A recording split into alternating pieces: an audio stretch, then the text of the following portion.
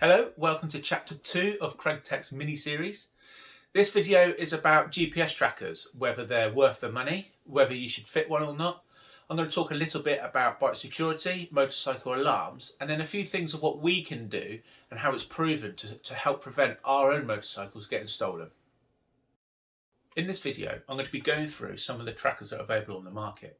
I'll be covering some of the top end, mid-range and low-end budget trackers. I'll be talking about some of the common features, some of the unique features, with a view that you can perhaps decide where you want to spend your money. I'll open this up though with my opinion of GPS trackers. I think their primary function is to serve no other purpose than to mitigate the insurance company's losses. That is to say that if you fit the top end tracker with purchase, install and 3-year subscription, it costs you £800. That's £800 of your money that you're paying with a view that you'll get your bike back, which purely means the insurance company don't have to pay out. Another thing to think about in regards to this is when you get your bike back, because you probably will. These top-end trackers and even the mid-range trackers have got phenomenal success rates. So chances are you're going to get your bike back. So what the insurance company are, thanks very much, Mr. Craig, for spending £800 of your own money on your motorcycle tracker. We've got your bike back now, which means we don't have to pay out. Thanks very much. Oh, and on top of that, we now know you've been a victim of crime. So for the next 5 years, when your insurance renewal comes through, we're going to pull your pants down because we now know that you're a statistically higher risk of being a repeat victim. Thanks very much. So not only have they not had to pay out, they now put your premiums up because you have been a victim of a motorcycle theft. It's absolutely crazy. It's incredible how it works. I'm not going to change that. The discounts on offer in regards to fitting these Thatcham approved trackers, and to get a Thatcham approved one, you're looking at your £700-800 trackers. To get that Thatcham approved, to get an insurance discount, you've got to spend that £700-800 for a 50-60 quid knockoff of your premium, and that's if your premium's up at the £400-500 mark. The reward that you get for fitting these trackers, which is purely going to mitigate the insurance company's expenses, are absolutely minuscule compared to the benefit that they offer.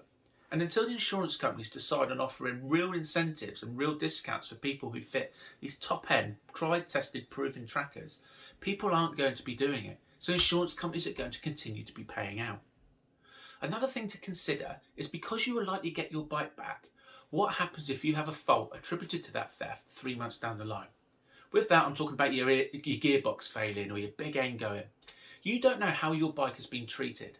You don't know what state of repair it's going to be in when you get it back. And it might be cosmetic and fixed, but what's happened inside? How has that motorcycle been ridden? Has it been redlined for God knows how long on its back wheel in first or second gear? You just don't know. And if you get a failure 3 months down the line after getting your bike back, you have got no hope of attributing that to how your bike was treated when it was stolen, because you simply don't know. The insurance company are not going to pay out. So it begs the question, do you want your bike back? I'll talk on my thoughts on that and where the cut-off might be. But I do want to know if my bike's been taken. I do want to know if it's on the move. But where's the cut-off point? Do I want my bike back after 3 days? I use a really crude analogy, which kind of resonates to some people, in that if your wife or partner disappeared for 3 days and were being messed around with and everyone on the estate was having a go on them, when they come knocking back on the door 3 days later, do you want to take that back in? You don't really, do you? So why do you want to do that with your motorcycle? If you don't have a GPS tracker and the bike doesn't get recovered, you are going to get your money back, or you're going to get a nice new motorcycle. Give or take a few hundred quid or £1,000 here and there on the discrepancy between market value and what the insurance give you, you're not going to be too far out of pocket. You get your bike back and 3 months later your gearbox goes, that's a write-off, and that is all out of your pocket. It's just food for thought, guys and girls.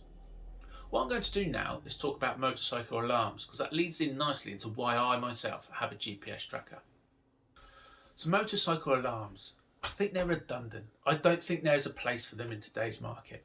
As a society, we have become numb to them. Over the years of the repeated false alarms, them going off in the middle of the night, even house alarms or other people's car alarms. When you hear one, you generally roll your eyes and think, whose is that?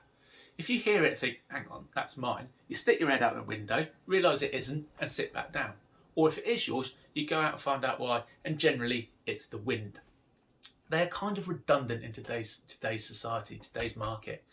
They can still cost several £100s, but they're a generic product designed to fit into every motorcycle.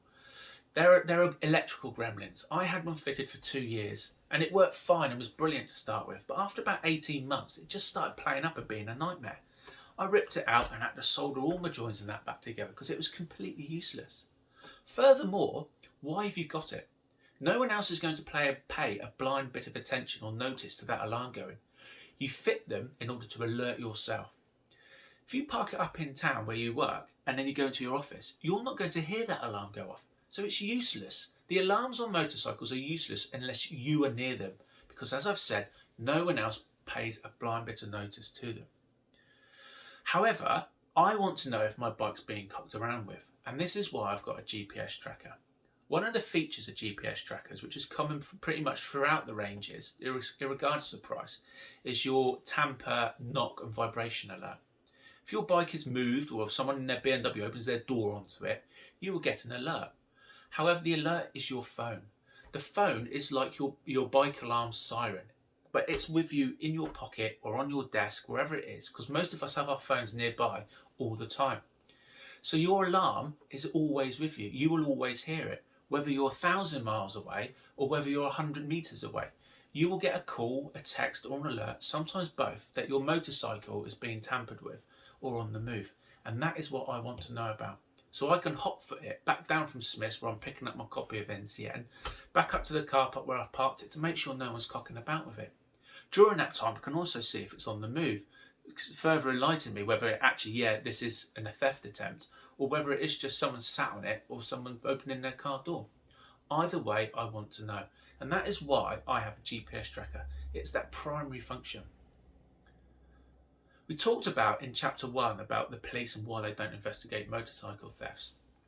If you do report one, and I've got a tracker fitted, and you get your bike back, the insurance company should know about that. They need to know. When you disclose that you've been a victim of crime, you've rang the police. You've told them that your bike's been stolen and you've told them you've got it recovered. I don't tell my insurance company that I have a GPS tracker fitted. I don't want them to know. They probably find out at some way from watching this video, but it's something I've not disclosed to them. I'm not getting a benefit for having a GPS tracker fitted. My tracker isn't even Thatcham approved, so I don't even think there would be a benefit. But if my bike's stolen, I want to be in control whether or not I report that to the police. All I want to know is an early indication of if it's being messed around with or if it's being stolen. And that is why I have one. It's something else to consider when setting your budget or even deciding whether you want a tracker or not. But for me, this is its primary feature. We'll talk now about some of the features. I've already covered the vibration and tamper alert systems, which is a common feature throughout the spectrum of trackers, right from low end to top end. I'll start with the top end trackers. These are Bike Track and Tracker themselves. These are your £700, £800 running costs, purchase costs. To buy the tracker, have it installed professionally, because it has to be to get the Thatcham approval in order for the insurance company to buy into that, and then the 3-year running costs, that is £800.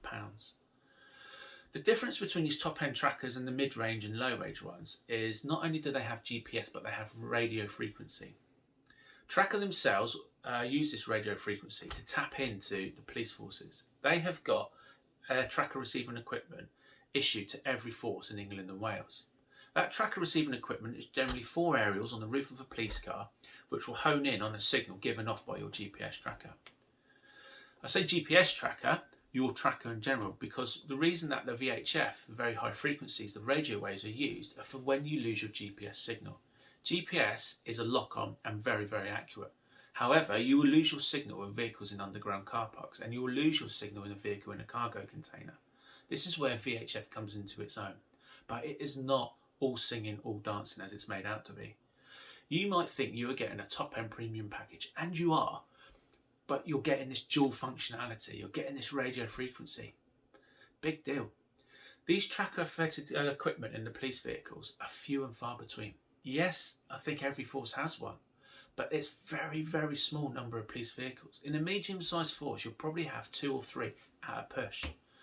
Of those, you have to be specifically trained driver and user of those vehicles. You're probably going to have 1 or 2 out of 3 or 4 on the road at any one time. You then go back to the issues I raised in chapter 1 around demand and around why the police won't investigate it. This is relevant here. Yes, Tracker have got a link to the police forces, but is that police officer that can use that equipment on duty? Is that vehicle on the road? If it is, are they committed with anything else? How far away are they? Because they're not going to travel 80 miles across a large force area, say like Devon and Cornwall, to go to one end to look for a stolen motorbike because it's an insured asset. You need to think about the fact that they do have a link to every police force, but it is not a private service you are buying. There is no service user agreement which turns around and says, yes, when we get a tracker alert, we will go out and look for that vehicle. It's all about demand. And as we know from chapter 1, it's not a priority crime type. You're probably not going to get the resources to do that. So bear that in mind before you think about dropping your 800 quid on this tracker. It might be a feature that tips the edge for you. For me, it's not worth the paper it's written on. It's the same with BikeTrack. They have radio frequencies, but they don't have their receiving equipment fitted to police cars. From the videos I've seen, they send BikeTrack staff out with a handheld VHF receiver to go and pick this up. Let's call them a recovery agent. I don't know what they're called. I don't know how big their network is, their recovery agent network is. So once again, if it's a London-based company and I have a motorcycle stolen at the pointy end of Cornwall, where's their nearest recovery agent? Are they going to send someone out with a handheld device to try and locate my motorbike? When they find it, what are they going to do? They're probably going to have to call the police. What are the police going to do? Are they going to attend it? We go right back to the issues I just talked about tracker and the demand, as already talked about in chapter 1. It's things to consider. It's an additional feature. It's a good feature. It's good technology. It works, but it's time consuming and the police don't have the time. So just bear that when you're making these decisions on whether or not to buy a tracker and what budget you're going to set for it. For the mid-range trackers, there's really only kind of two contenders for me. That's Vigo SmartTrack, which is my chosen tracker of choice, and the Monimoto. The Monimoto is about £180. There is a cheaper version of 2G, and it's a sealed unit. You put it in your bike, you forget about it. You have to whip it out every 18 months to 2 years to change the battery. It comes with a little tag, and you put that tag with your bike key, so as you approach your bike, it automatically disarms. As you walk away from your bike, it automatically rearms. I say stay away from the cheaper one because that is 2G. 2G mobile phone signal is supposed to be being switched off. It was supposed to be switched off several years ago, but it's still going. It doesn't work anywhere else other in the UK. You can't use your 2G tracker in Europe at the moment. And you're not going to be able to because they're switching it off. So spend a couple of extra quid and get the 3G version. It's a really nice app, it's a really good user interface, and there's a really good review on it by Moto UK. Search him out on YouTube, and if you want to know more about that, have a look at his video. For me, it's on a par. I didn't go with it because it's about 5.5 inches long, a sealed unit, and there aren't that many places to hide it on the bike. There are some, and if you have to go deep, you're going to have to whip all those panels off to whip it out again in 2 years' time. What I do like though is the tag, the automatic arm and disarm of it. However, I was swayed by the Vigo SmartTrack. The Vigo SmartTrack has a few extra features over the Monimoto. Monimoto has the aforementioned vibration, tamper, movement alerts, and it's got this automatic arm and disarm. The Vigo SmartTrack has that similar, but it uses your phone. So if your motorbike is mobile and you've got your phone on your pocket, you will not get any alerts. However, if your motorbike goes mobile and your mobile phone isn't with it, it will send you an alert and ask you to check your bike. You've either left your phone at home or your bike is being nicked and on the move. It also has Rider Down, an SOS feature. Using some sort of complex algorithm, any speed over 35 kilometers an hour where it senses a collision, using the logarithm and the sensors within the device, it will call your nominated emergency contact. It'll start a countdown on the screen, and if you don't cancel that contact in case there's an accidental activation, it will call said contact and alert them to the fact that you may be in trouble. They can then perhaps put the balloon up and make sure that everything's okay with you and get help to you. That's a really nice feature. It also has a feature on rider scoring. It's a bit of a gimmick, but it could also be a really good safety improvement kind of training aid. They've taken data from hundreds of professional riders. They've created a mathematical magic, and it compares your ride with the ride data of these hundreds of riders, and it gives you a score. So you can actually see how you ride, and look. It doesn't give you areas of improvement; it just gives you a score. But you will know where you've gone a bit banzai. I ride an NT10. it's probably going to score quite lowly on a lot of my rides, but we will see. It's an additional feature. The Vigo Smart Track is also connected to the battery. And whilst that may initially seem like a negative, it has its own battery backup. When a motorcycle is stolen, the first thing any thief is going to do is have the seat off and disconnect anything that's connected to it. They will pull the wires and find, a tracker at the end of it. If they pull hard enough on the Monimoto, it comes with a connector, so that wire is going to disconnect. You will get an alert that the battery has been disconnected from your device. That device can be buried, and can be buried quite deep on the bike, because it's got its battery life, it's powered off the bike, it doesn't need to be removed and recharged at all. But as I said just now, you will get an alert that that device has been deactivated, and then it has, that the battery has been disconnected, and then it has a battery life. So even after the battery's been ripped out, you can still receive alerts, messages, and find out where it is on GPS. Monimoto and Vigo Smart Track are just GPS only. There's no bells and whistles to them. They are what they are. There's no ultra high, very high frequency radio waves. They're not Thatcham approved, and I'm not even sure that there's any insurance discounts available on them. Certainly not in the UK, because they haven't gone through that Thatcham testing process. However, they offer exactly what I want. They give me what I need. And that is, I want to know if my bike's being copped around with, and I want to know it's on the move. I mentioned at the start of the video about why I want to know that and what my cut-off is. I want to make efforts to get my bike back if it's on the move and it's been nicked. I want to know straight away it's on the move, and I want to be able to follow it and make efforts to get it back. If I don't, or I can't, and a couple of days have elapsed, I'm not sure if I want my bike back. I love it. It is my pride and joy. I'm really, really passionate about motorcycles, including, especially my own motorbike. I'm not sure I'd want it back. I don't know where the cut-off is. I hope, touch wood, I never find out. But I'm in control with this tracker that doesn't alert anyone other than me. I'm in control about who I tell about that. Because I haven't told the insurance company that I've got a GPS tracker, I can just tell them it's stolen. I might very well know where it is.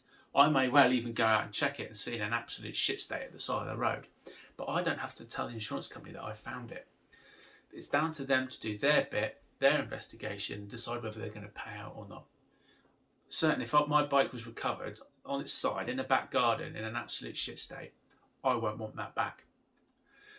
I've got that call, I've got that option, and I get that with this mid-range, mid-range trackers of Monimoto and Vigo Smart Track. So onto the budget trackers. I had a budget tracker. It was 18 quid off eBay. It came with Chinese instructions and was a nightmare to set up. However, the seller was very good, taught me through it. I had to get a full fat, super large SIM card for it, put £10 credit on it, lasted 14 months. I topped it up once after that. I then removed it. I removed it because I upgraded my phone at the same time they upgraded the app, and the two weren't compatible with each other. So it's something you're going to have to check. It's probably worth a punt for 20 quid. You download the app called Y Tracker, the letter Y and I, and then you send some signals through text messages, and then the two link up and join together.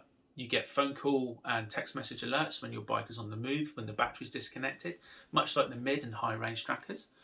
And you also get geofencing, which is where rather than having this tag of your phone arm and disarm the track as you approach it, you set physical locations. So on Google Maps, you will set home and set that as a geofence location.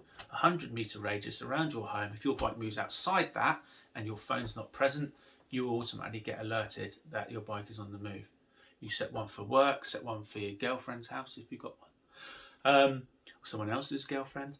More fun. But you set those geofences. It's a 20 quid product with a £10 a year, not even that. Probably worked out about £8.50 a year running cost. And it was really good. What it also had on it was remote disabling of the fuel pump. So if your bike was hot wired and was actually being ridden around, you could deactivate the fuel pump remotely. Not even the top end trackers have that feature. This thing was 20 quid. It was actually quite remarkable, and it's a shame that I lost the functionality. I feel like I've got more functionality now with my mid-range tracker. I'm going to do a review on it. There's a few teething problems. It's only just come out, the Vigo Smart Track, so the review will probably take a little while until I've sorted out some of the teething issues. But on the face of it, it's very good at the moment. The next tracker to talk about is, tracker GPS device, is your smart tags. Now they probably do have their place. I'd never considered them before until someone on one of the forums which I loiter in mentioned it. These are 20 quid round tags, 50 millimeters in diameter, that you buy from likes of Vodafone or Samsung. You know, there's plenty out there. They can be fitted anywhere. If a thief rips their seat up, they're not going to be looking for a 50 millimeter disc velcro to the underside of a panel somewhere. They're going to be looking for wired devices, and they know what they look like. They're not stupid. However, I don't think, and I don't know, but I don't think they would ever consider a smart tag. So it might be a belt and braces option. Have your GPS tracker, have a smart tag fitted. Another reason for that is the smart tags do not give you alert. You have to see, right, where's my smart tag? Open up the app to tell you where it is. Where's my smart tag been? Open up the app, tell you where it's been. It will not alert you if your bike is on the move. There's no geofencing, there's no arming, disarming. If you put your bike to bed. If you go to bed at 10 o'clock and you wake up at 7 and your bike's stolen in between those hours, you do not get an alert that your bike is on the move. The first thing you know about it is when you go downstairs and your bike is not there. Your bike could have been stolen 6 hours before and would be stripped to bits and in a cargo container somewhere, if it's even still in the country. It's very limiting in what it can do with no alerts feature. However, like I say, if you've got it as well as a tracker, if the tracker's removed and whipped out, you've got this as a backup. Right, where is it? For 20 quid, it's probably worth doing. I think there is a nominal subscription fee on some of the smart tags, especially ones from mobile communication networks. But like Samsung, you just buy them and just use them.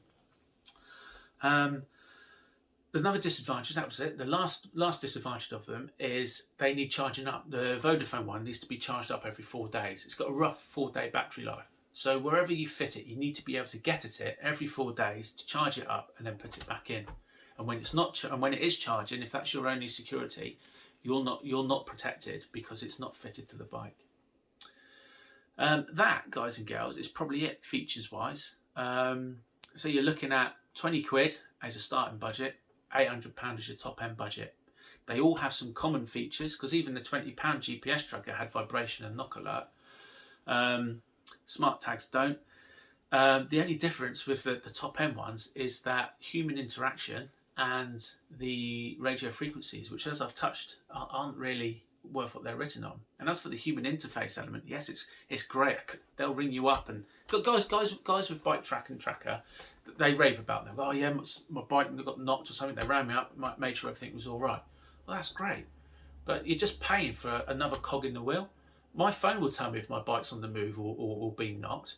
My phone tells me rather than a person. So you know, it's do you want that human element? It's probably another a weakness, if anything, because you put a human element into something, it's probably chances are something more is going to go wrong. But yeah, they're very good products. They do what they say they do. They've got really, really good success rates, and these are the only ones which are Thantom approved. But is that a big deal for you? You save 10% on your insurance premium because you've got a tracker fitted.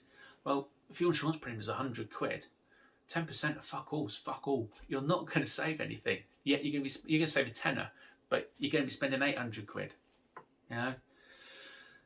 Final point, I think, is going to talk about security in general. So I think I've done features of GPS trackers to death. I'm going to just talk now, finish the video off with a bit about security and some of the stats around theft. I may have mentioned it in chapter 1, I can't remember. But when I was researching these videos, this series, I came across some Bennett's data. I'm not affiliated to them in any way, but their bike social page and their crime prevention had some really good information on it. And they've got a really wide customer. They've got 225,000 motorcycles insured in the UK. That's a really good benchmark for getting some good data. What they found is in 2019, because 2020 was a write-off, that was a dog turd year.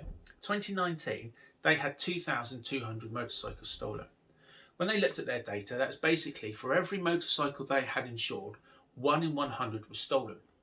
However, they drove into it a bit more, delved a bit deeper, and what they found is that bikes fitted with just a simple bike lock, simple disc lock, those odds went to 1 in 300. To take it further, bikes with layered security went up to 1 in 1,000. Out of those 2,200 thefts, 2 vehicles were stolen that had layered security on. It just shows that by investing in the right areas and investing in prevention, you increase your odds massively of not having your motorcycle stolen. Trackers, for which this video is its main theme, they are recovery. They are not theft prevention. You cannot put a sticker on your bike saying this bike is GPS tracked. The first thing a thief is going to do is look for that tracker, rip it off, then nick your bike. It will be useless. Do not put a sticker on saying this bike is GPS tracked. Furthermore, there's no point you investing £800 in a top-end, all singing, all dancing tracker if you're just going to secure your bike with your lock you got free with your magazine subscription. It is utter madness. You can see from the data and the facts I just presented that by fitting layered security, you can do so much to reduce you becoming a victim of crime and having your bike stolen. There are some things you cannot factor against. It's impossible.